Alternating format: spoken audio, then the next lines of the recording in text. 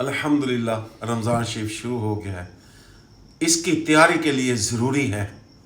کہ آپ اپنے سینوں کو بغض، حسد، کینہ، عداوت، دشمنی سے پاک کر لیجئے، اتنا صاف کر لیجئے کہ جو نور الہی، تجلیات الہی، اللہ تعالیٰ کی فیوز و برکات جو نازل ہوں گی تاکہ وہ اپنے دلوں میں، آپ کے دلوں میں ٹھہر سکیں، سما سکیں، ہم اس مہینے کی برکات سے پوری طرح سے بہرہ مند ہو سکیں۔ اس کے لیے ضروری ہے ہمارے دل، ہمارے سینے حسد اور کینوں سے پاک ہوں، اور اپنے